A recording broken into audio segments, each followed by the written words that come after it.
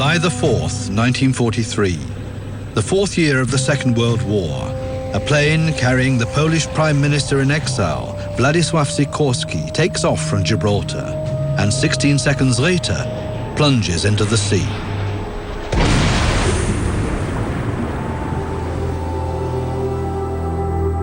To this day, mystery surrounds the plane crash. Was it an accident? Was it sabotage? Or political assassination?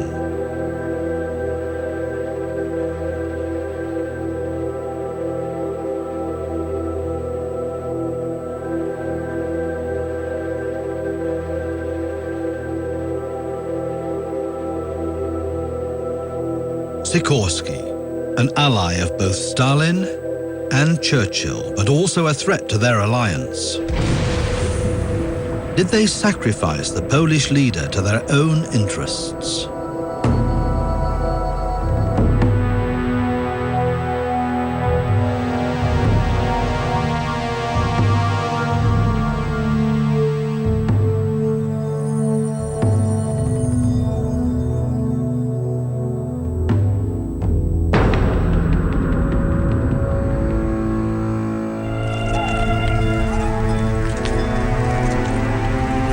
July the 8th, 1943. British troops escort Sikorski's coffin through the streets of Gibraltar. Honor and respect paid to the commander of the fourth largest Allied army.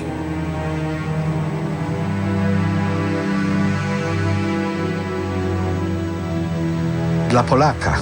For every Pole, the death of Sikorski is a painful event and a historic turning point.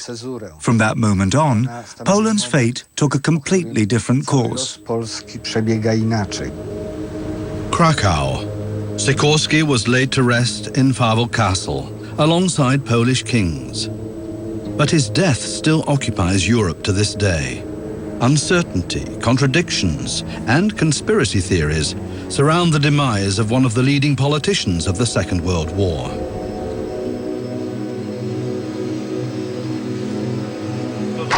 In a bid to shed light on the case, in 2008, the Polish public prosecutor ordered the exhumation of Sikorski's body. The remains were to be examined in Krakow's Institute of Forensic Medicine. Using state-of-the-art techniques and equipment, they hope to settle once and for all the questions surrounding the circumstances of Sikorski's death. X-rays revealed 66 fractures and a wooden splinter in the skull.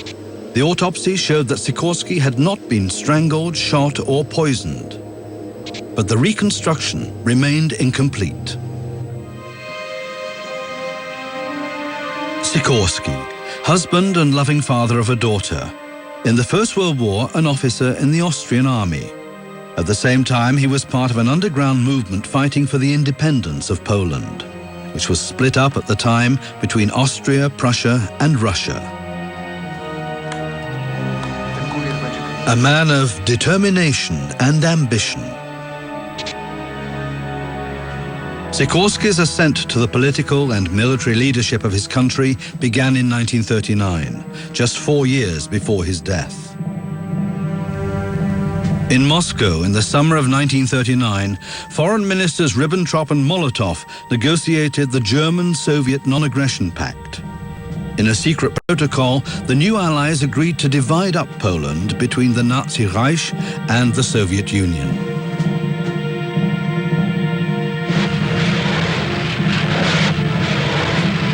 Just 1 week later, on September the 1st, Germany invaded Poland. Against the German military superiority, Poland stood no chance. Great Britain and France declared war on Germany, but did not provide Poland with military aid. Hitler celebrated his swift victory with a huge parade in Warsaw, marking the start of the worst years in Poland's history, a time of suppression and terror.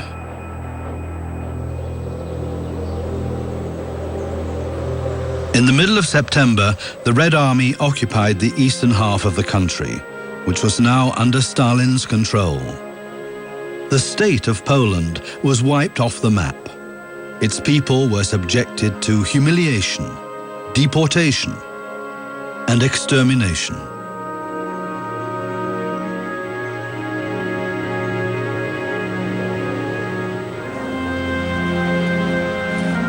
Thousands of Polish soldiers were taken prisoner by the Germans or the Soviets.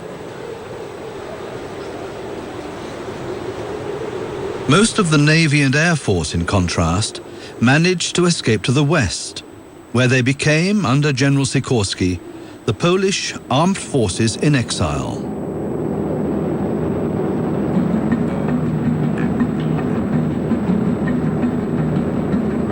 Sikorski flew to Paris, where he had friends and supporters. He spoke good French and had earlier worked for the French Secret Service. He gathered the Polish refugees around him and formed the Polish government in exile, of which he became Prime Minister.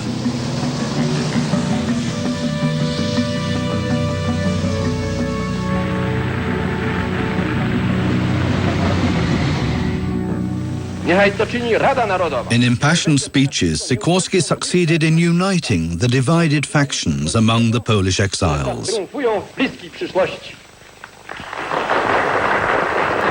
In 1939, he was seen as the only possible leader of the Polish fighting nation, so to speak.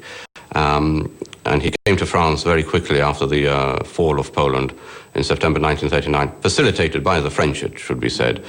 And he was then appointed first Prime Minister and then Commander-in-Chief of the Polish Armed Forces. And he was seen as the unifying person, and his government was a coalition government of the four main opposition parties.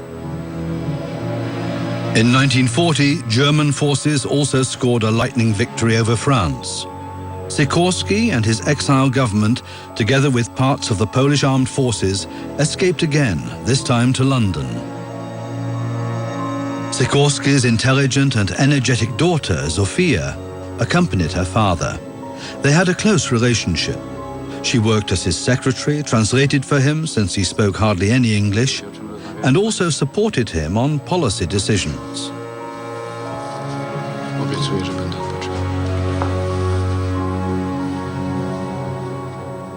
Zofia was General Sikorski's only daughter, and she was with him from 1939 throughout the whole period, along with his wife.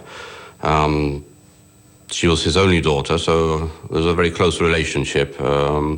And it should be remembered that she was a member of the Polish Army Women's Auxiliary Service, and in that capacity, she was going with her father to inspect troops. June the 2nd, 1941. Without warning, Hitler launched an attack on the Soviet Union.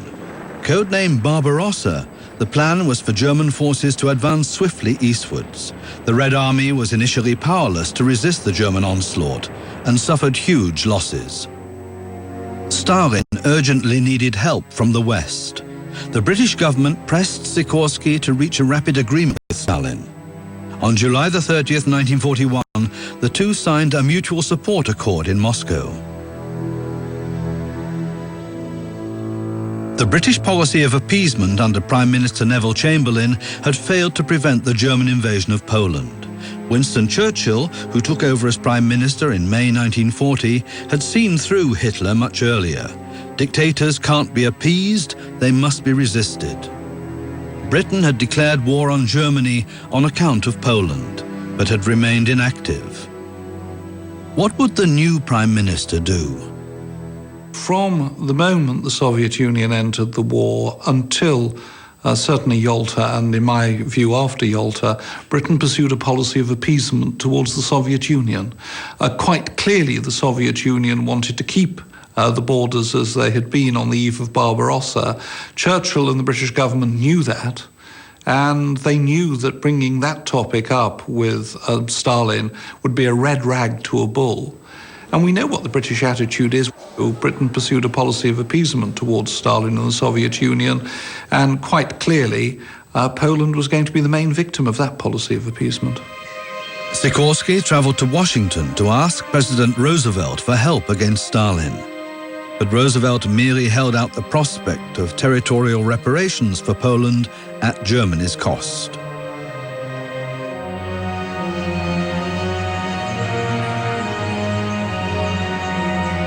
In August 1942, Churchill flew to Moscow for his first meeting with Stalin. To Stalin's fury, Churchill was unforthcoming on the question of the promised Second Front in the West. Churchill was impressed, even fascinated, by some facets of the dictator, and remained silent on the issue of Poland's future borders. The German discovery in the Katyn forest was presented to the world through a public exhumation. Nazi propaganda minister Joseph Goebbels used Katyn for an attack on the Soviets. An international commission of 12 forensic pathologists examined the mass graves between the 28th and the 30th of April. It's likely that their report was also passed on to Sikorsky.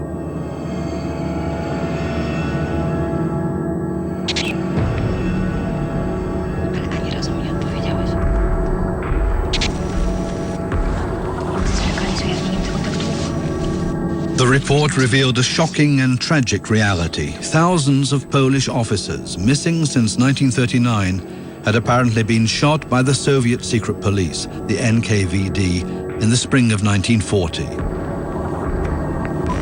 Stalin, however, blamed the Germans for the atrocity. General Sikorsky could not, as the Prime Minister of Poland and Commander-in-Chief of the Polish Armed Forces, be silent on the matter of the massacre, and he did say and warn Churchill that he would, the Polish press would be issuing communiques as information was made available. And of course this would be also a move which would upset the Russians, and this was the one thing which Churchill absolutely didn't want to do. It was to upset the alliance with the Soviet Union. This was seen as crucial by Britain for winning the war, and also it should be noted by America. Katyn drove a wedge between Sikorsky and Churchill. Churchill's attitude became increasingly cool. He wanted to avoid being forced to choose between the two allies, Poland and the Soviet Union. It was for the sake of Polish freedom that Great Britain had declared war on Germany. But the situation had changed.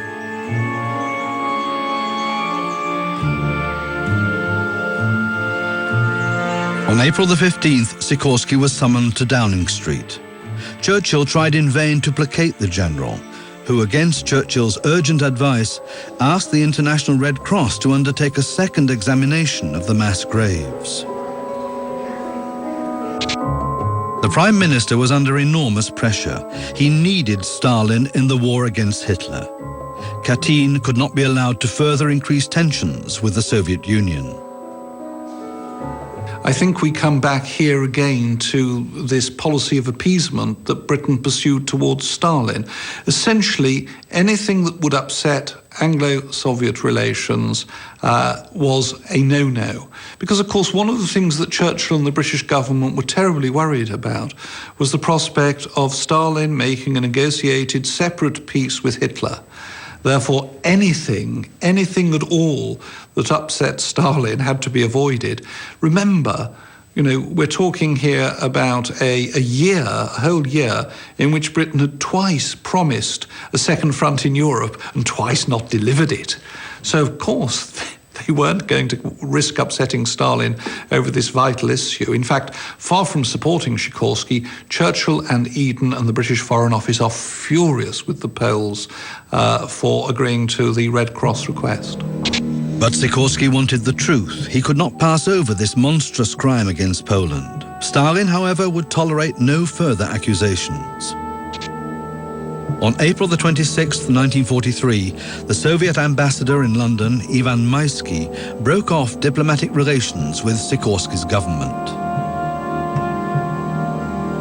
Soviet Foreign Minister Molotov wrote, "The Soviet government knows that this campaign has been undertaken by the Polish government in order to apply pressure in support of the false Hitlerite defamer with the intent to secure territorial concessions.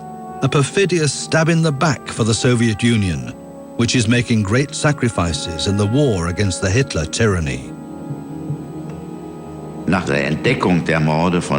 Following the discovery of the Katyn massacre by German troops, Goebbels intended to make propaganda capital out of it, to drive a wedge into the Western camp, and he nearly succeeded. The Soviet Union would have been compromised, and that wasn't in the interests of the Western powers either. That's why London and Washington played the matter down. And Stalin certainly couldn't allow the Soviet Union, the major power fighting Hitler, to be pilloried as a criminal nation that had shot 10,000 Polish officers. That was unthinkable, and actually the Poles should have realized that. In telegrams to Roosevelt, among others, Stalin himself complained about Sikorsky, denouncing the Polish general and premier as a Nazi collaborator who needed to be brought under control. Roosevelt defended Sikorsky, but agreed with Stalin that Poland had made mistakes with regard to Katyn. On May the 6th, 1943, Stalin sent a strongly worded telegram to Churchill, calling for changes in the Polish government in exile. "There are so many Hitler supporters in the Polish government," the telegram read, "and Sikorsky is so helpless that it is uncertain he can be loyal to the Soviet Union, even if he wanted to be."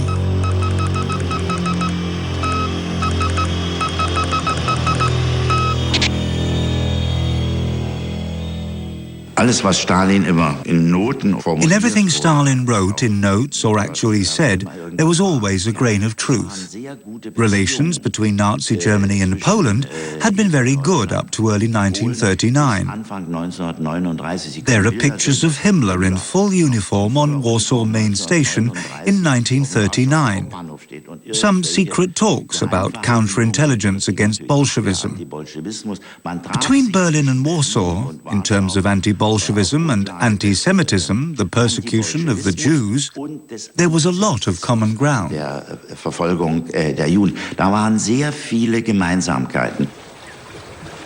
Gibraltar, British territory and an important military base between East and West, where aircraft could refuel.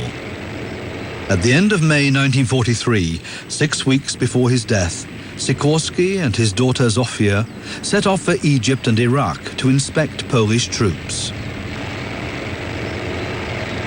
Wszyscy się spodziewali, że coś się stanie. Sikorsky had been strongly warned against flying to the Middle East. Aby nie jechać na Bliski Wschód.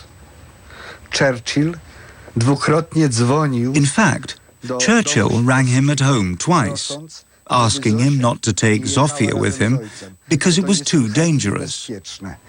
Jak mówię, ta śmierć wisiała w powietrzu.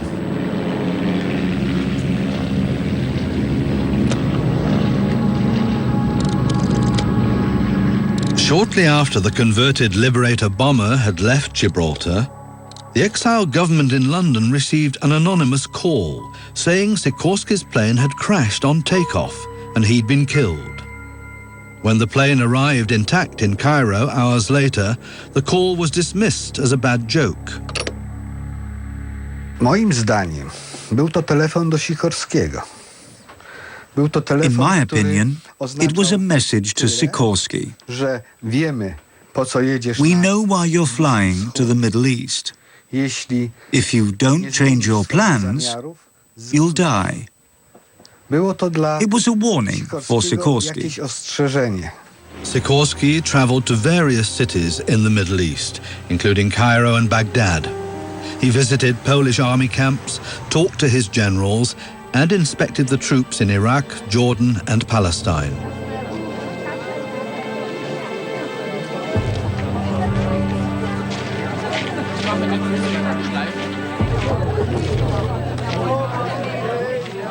Historia po dzień dzisiejszy nie potrafi odpowiedzieć na pytanie, po co Sikorski jechał na ten Bliski Wschód. History still can't really tell us why Sikorsky went to the Middle East. Czy chodziło o coś więcej? Pewne dokumenty wskazują Was it just about inspecting the army or something else? Otrzymał z Ankary, właśnie od Franza von Papena, który był ambasadorem. We don't know much on the subject. Some people claim that in Beirut, Sikorski received documents on the Katyn massacre sent from Ankara by Franz von Papen, the German ambassador to Turkey.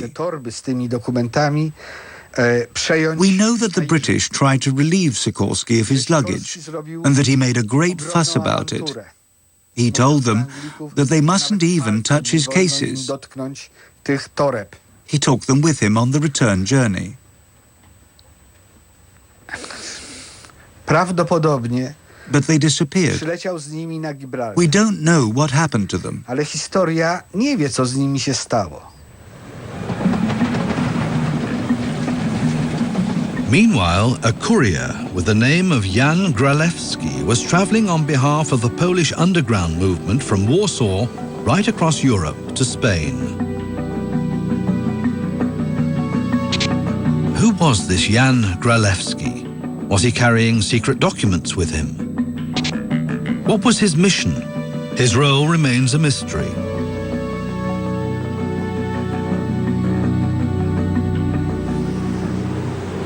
By a tortuous route, he reached Gibraltar with a message for the leader of the Polish armed forces and government.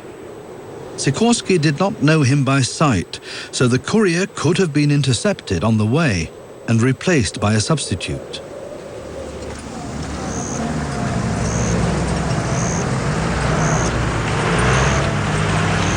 Cairo, July the 3rd, 1943. General Sikorski, his daughter Zofia and his escort reached the airport just before dawn. The aircraft to take them via Gibraltar to London stood ready. A British government plane. Panie generale, melduję Liberatora gotowego do lotu. Dziękuję.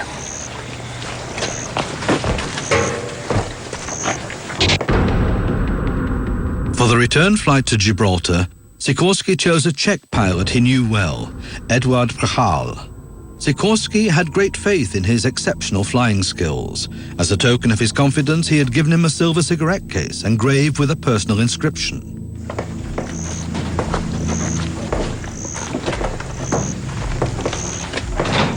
Boarding the aircraft in Cairo, apart from Sikorski, his daughter Zofia and his closest aides, were two British passengers in civilian clothes.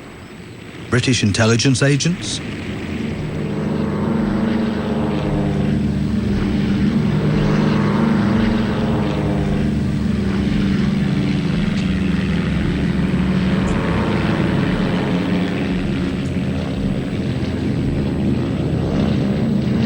The long flight over the Mediterranean passed off without incident.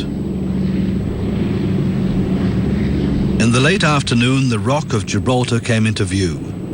The Liberator landed at 1837 hours on the short runway. It was not a civilian airport. It was completely under British military control.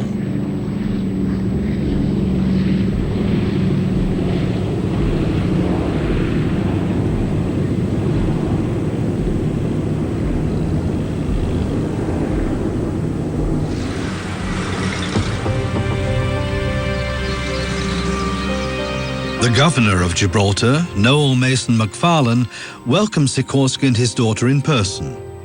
The general, Zofia, and their aides were to be guests in the governor's residence for the next 24 hours. The governor immediately informed London of their arrival.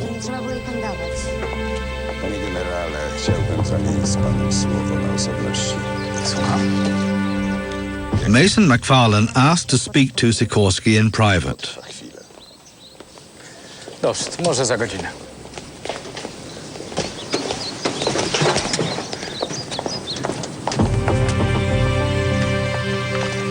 The governor told Sikorski that the Soviet ambassador, Ivan Maisky, was due to arrive from London early the next morning. To avoid a diplomatic incident, it would be better if Maisky didn't know that Sikorski was in Gibraltar. Mason MacFarlane asked if Sikorski and his delegation would stay in their rooms the next morning until Maisky had left. The general understood the delicacy of the situation and agreed. Ja wiem, że pan myśli o swoim kraju. Historyk bowiem nie jest w stanie zrozumieć. It's hard to understand how the Soviet ambassador could appear in Gibraltar on the very day that Sikorski was there. Historians have overlooked this question. Co ciekawe, a historia o tym zapomniała. Majski startuje z When Londynu Maisky set out from London, w momencie, kiedy Sikorski was already in Gibraltar. So Maisky was deliberately sent by someone who wanted the two men to meet. widać chce spotkania tych dwóch polityków.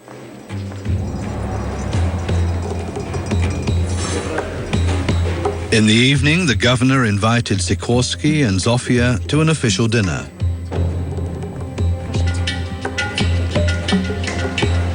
Also invited were Polish officers and soldiers stationed in Gibraltar.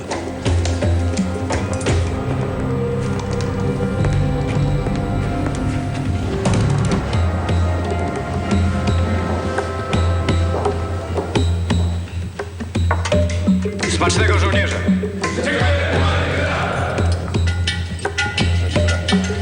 Opcja przeważy.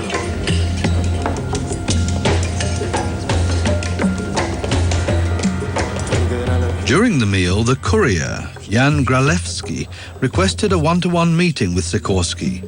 His aides were against it, but Sikorski agreed. Za minutę, 2 minuty. Pójdę z panem. Czas nie bierze. The following day, July the 4th, 1943, the plane carrying the Soviet ambassador landed in Gibraltar at around 7 a.m. Ivan Maisky was also flying in a British government Liberator.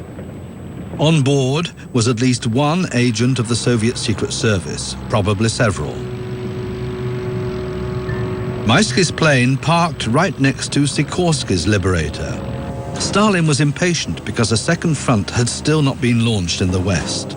For this reason, he'd recalled his ambassadors from London, Washington and Ottawa to Moscow. Was it in fact a coincidence that Maisky arrived in Gibraltar when Sikorski was there? The governor would have had no difficulty in delaying Maisky's arrival by a day if he had really been concerned to avoid a diplomatic incident.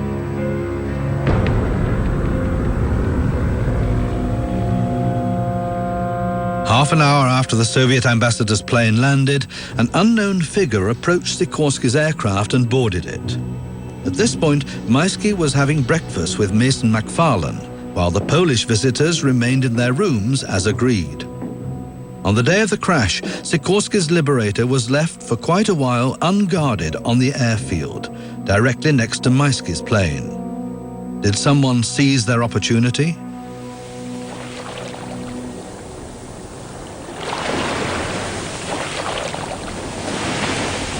Udało mi się również ustalić, że Maisky startuje do Kairu z Gibraltaru nie w południe. I have discovered that Maisky did not leave Gibraltar for Cairo in the morning, but at night, long after the catastrophe. So, he was present in Gibraltar the whole time. Obecny na Gibraltarze. Whether he was just a witness to events, or whether he had a criminal hand in them himself, we don't know. Zbrodniczą rolę. But we do know that Maisky worked for Moscow's secret police chief, Beria, so he could have been given any job to carry out in Gibraltar, including murder. Jako taki mógł odegrać na Gibraltarze każdą rolę, nawet rolę mordercy.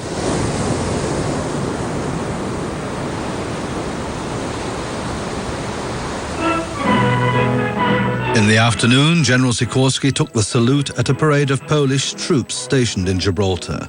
It was 1400 hours, 9 hours before takeoff.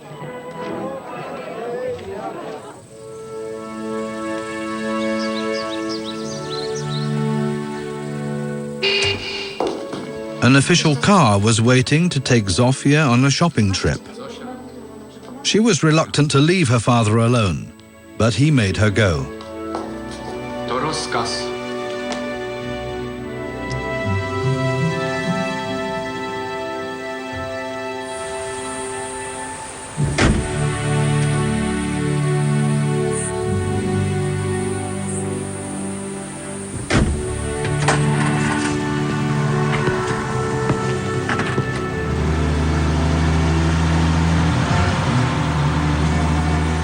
It's assumed that by now the general was in possession of the German documents on the Katyn massacre. Names, ranks and ages were all listed. Sikorski knew many of the murdered officers personally. If the lists had been published in London, he could have broken up the British-Soviet alliance. Ale do Sikorskiego zwrócili się Niemcy i przekazali Sikorskiemu. The Germans had contacted Sikorski and given him the documents on the Katyn massacre. We can be almost 100% certain that Sikorski had flown back to Gibraltar from the Middle East with the Katyn papers. Bliskiego Wschodu z dokumentami katyńskimi. 1800 hours. 5 hours to take off. Sikorski and his staff are getting ready for leaving. The documents would have been carefully packed among the luggage.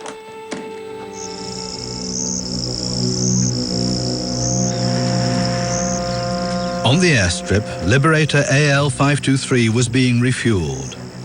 The pilot inspected the plane. Everything appeared to be in order.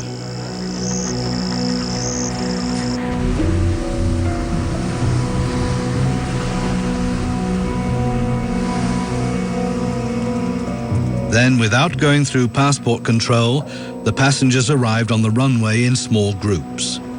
The Polish courier, Jan Gralewski, and the 2 Britons who joined the plane in Cairo also boarded the aircraft.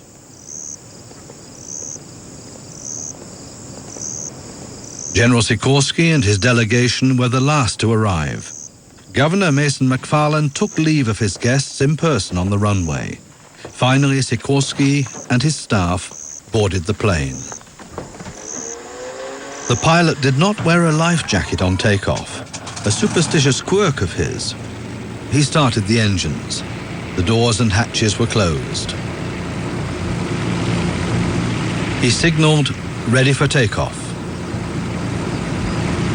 The Liberator taxied to the western end of the runway. All lights along the runway were switched off for takeoff. But for no apparent reason, the plane stayed where it was, in complete darkness. Że samolot stał na pasie startowym. I found out years ago that the Liberator stopped at the end of the runway. Odkryłem ja. The head of Polish military intelligence told me.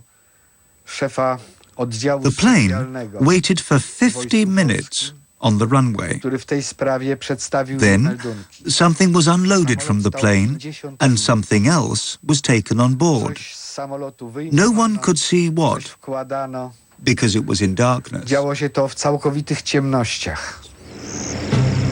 50 minutes or 20 minutes, accounts vary. Then finally the plane took off.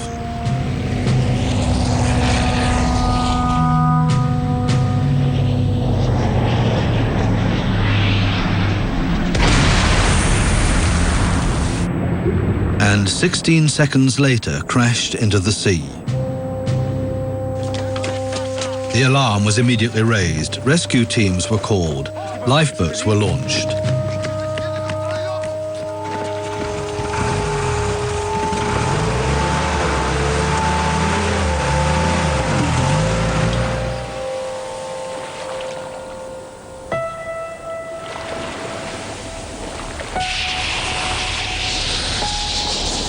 Within minutes, 2 lifeboats reached the scene of the crash.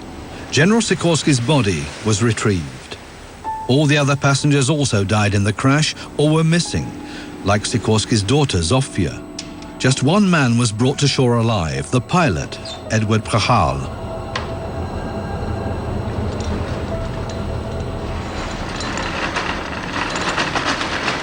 Apart from a broken ankle, he was unhurt.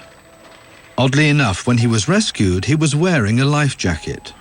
Not donned in haste, but with all the belts and hooks carefully fastened. Prachal insisted, however, that he had not worn a life jacket. When questioned about the crash later, he said that the controls of the aircraft had jammed, completely disabling it.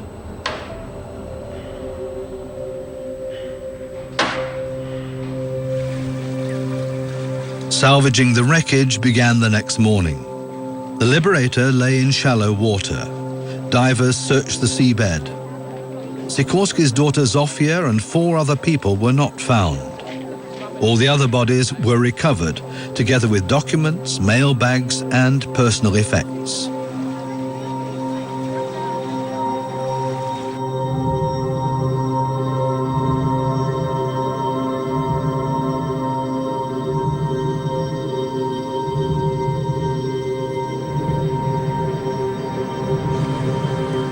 Numerous documents and whole bundles of pound notes were floating on the surface. The plane was almost intact on the seabed, but only individual parts were brought ashore.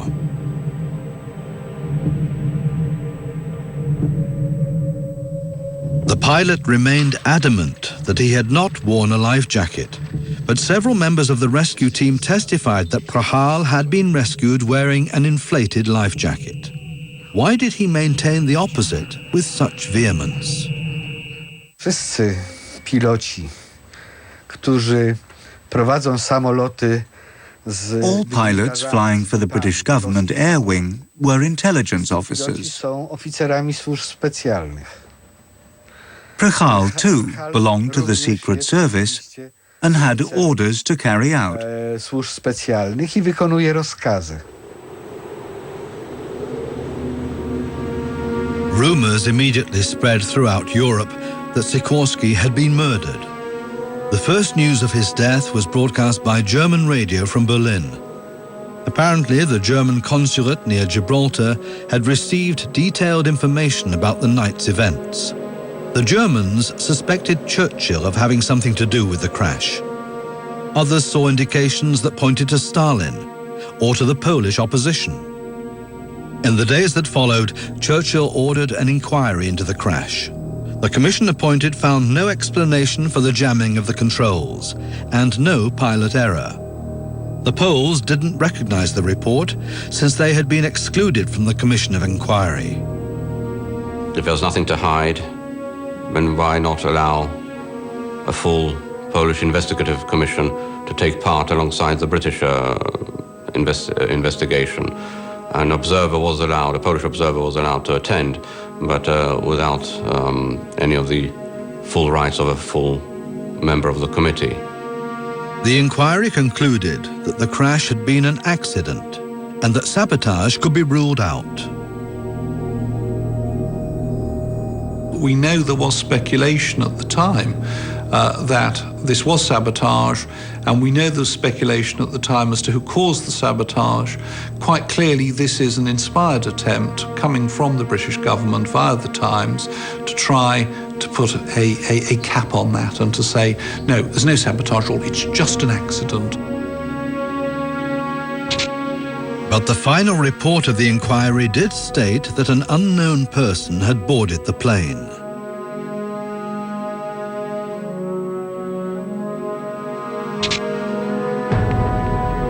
The report also registered that a mail bag had been found on the runway the following morning. Many questions remained unanswered. Who was the man eyewitnesses claimed to have seen swimming ashore shortly after the crash? Why were large numbers of pound notes found floating in the sea after the crash? Why was the pilot wearing a life jacket, and why did he claim he wasn't? Why is there no mention in the report of Ivan Majski's visit to Gibraltar? And why were Sikorski's 66 bone fractures not mentioned in the report? Was the outcome of the inquiry a foregone conclusion? Evidence was covered up, false trails were laid, and not all the witnesses were heard. What was Churchill's role in all this? The rumors surrounding Sikorski's death did not abate after the Second World War. In 1969, the British government felt obliged to reopen the Sikorski case. Various publications had raised the question of Churchill's involvement in a possible assassination. The new inquiry found that the Liberator had not been guarded all the time, and that deliberate tampering with the plane could no longer be ruled out. It's interesting to note that in the 1969 commission set up by the Labour Party, the Labour government at the time, this was one of the aspects which was much criticized. I said that the first commission was far too quick to jump to the conclusion and to state so categorically that sabotage could be ruled out. So the second commission of inquiry leaves the question more open. If the plane had really crashed, there would just have been a heap of wreckage. Nothing would have been left intact. The whole crash theory is false. There was no accident. The plane put down slowly and carefully into the sea. It floated for 6 or 8 minutes on the surface before it sank. That's the truth. The pilot, Prchal, was carrying out orders. What actually happened during the time the plane waited at the end of the runway? 20 minutes would have been enough time for secret agents to enter and leave the plane after putting the occupants out of action so that they couldn't save themselves when it was sinking.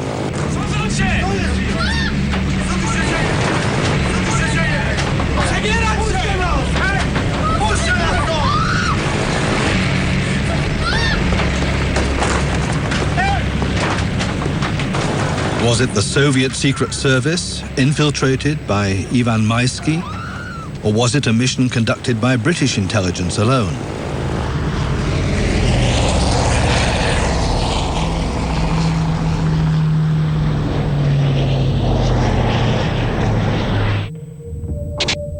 The only one who would have to have survived a faked crash would have been the pilot. Prchal was certainly experienced enough to carry out a careful ditching of his aircraft, and he was susceptible to blackmail. Prchal smuggled alcohol from the Middle East to England, for which he stood to lose his flying license and face a prison sentence. Was Prchal forced into this risky maneuver? And what was Ivan Maisky's role? In his memoirs, he later falsified the date and claimed not to have been in Gibraltar on the day of the crash. Maisky w swoich dokumentach na temat Gibraltaru Maisky, the Soviet ambassador, did not write the truth in his book. He lied. He lied about everything concerning the catastrophe. Na temat katastrofy gibraltarskiej.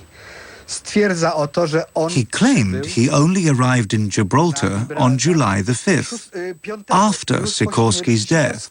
O której nic nie wiedział. Historia wie, że przybył So, he couldn't have known anything about it. wiele godzin przed katastrofą gibraltarską. Was it pure coincidence that Maisky and Sikorski were in Gibraltar at the same time? It's strange that in his memoirs, Churchill wrote not one word about Sikorski's violent death. Sikorski's coffin was taken to London, to the headquarters of the Polish government in exile. He was buried in a Polish military cemetery near Nottingham. It was only in 1993 that a freely elected Polish government was able to transfer his remains to Krakow. Churchill addressed the Poles on the radio. Soldiers have to die, he said, but by their death they nourish the nation which gave them birth. Many things were now a lot easier for Churchill. Sikorski's death gave Churchill an opportunity that he hadn't had while Sikorski was alive. Sikorski, of course, was a man of great stature. He was a visible reminder of the part the Poles had played and were playing in the war. He was a very public figure. He was a figure who commanded a great deal of prestige and respect, and his removal actually made it very much easier for Churchill and the British government to try to pressurize his successors, who of course were much less famous, had much less prestige, were much less well known. It made it much easier in the end for Churchill to do what he does in 1944 and 45, which is effectively to hand Poland over into the Soviet bloc. Profitiert haben die Beziehungen zwischen Relations between Stalin and the Western powers benefited. 1944 was all harmony because troublemaker Poland was out of the way. And the successor government under Mikołajczyk was much too weak to play any sort of international role. Stalin could now aim for a communist state in Poland, and that's what he vigorously pressed ahead with. Sikorski's successor, Mikołajczyk, had no chance of asserting himself among the big three. In October 1944 in Moscow, it was not Stalin but Churchill who forced him to relinquish the eastern half of Poland. Churchill's travels took him everywhere, but not to Poland. In his memoirs, he wrote that he had put Mikołajczyk under the strongest pressure. And Mikołajczyk noted in his diary, "Churchill pointed his finger at me and shouted, 'If you Poles do not accept the border, the Russians will sweep into your country and your people will be liquidated.'" To this day, the precise circumstances of Sikorski's death remain a mystery. There is no evidence of murder, but there is much to suggest that Stalin ordered his elimination and that Churchill covered up the crime.